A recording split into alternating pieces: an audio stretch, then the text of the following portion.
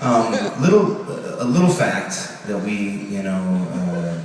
that's out there in the world, but maybe a lot of people don't know because we haven't been able to cash in on it quite heavily yet. But they used to have like a Laser Floyd thing at the planetarium for years. If you check that out, which we've really been into and been inspired by for a long time now, and the contract for that ran out. And they were looking at like, okay, so like I need another, like a 70s like psychedelic thing. They really couldn't. You think about it, Pink Floyd is so singular. It's a singular voice out there. It really fits with the laser, like planetarium concept. Like who are we gonna get? ELO. They're a little silly. You can't really. And then all of a sudden it's like, man. So I submitted this 4-song demo tape that JT and I made in. That was when we were on tour. In 1980, JT and I did this duet, and we opened for the Specials. For like about 2 years we were out on the road. In fact, I got divorced and married 3 times during that tour. And anyway, we submitted this little live. It was a 4-night run. Remember this in San Diego at that place, the Belly Up Tavern. And we wrote this. The first piece was called "Skankin' to the Ska Skank," because we were trying to fit in with the Specials guys at that point. We couldn't come up with a "Skankin' to the Skank Ska." Remember that one? You had that idea, and I was like, "Why don't we switch ska and skank around?"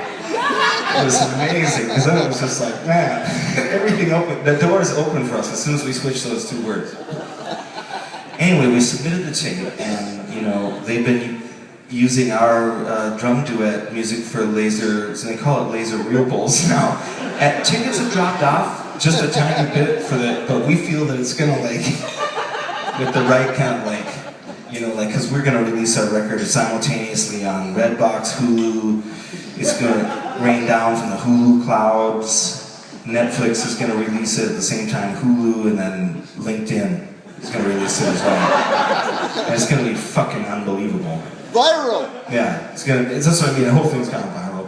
And then the planetarium sales.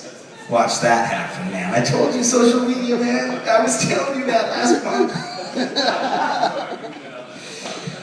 We really appreciate you coming, and we're going to finish with one more piece.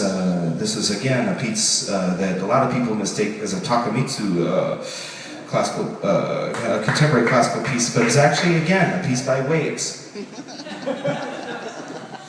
Note the arrhythmic patterns, which are essentially meta patterns. So, these are not in the traditional Western system of rhythm. They are arrhythmic, but they're really not.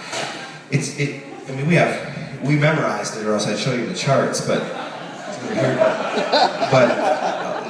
just check out how when one idea, it sounds like an idea, but it's no ideas. This is written. These are things that they're not ideas. They're spiritual manifestations, which is a difference. Ideas, like any douchebag can have an idea.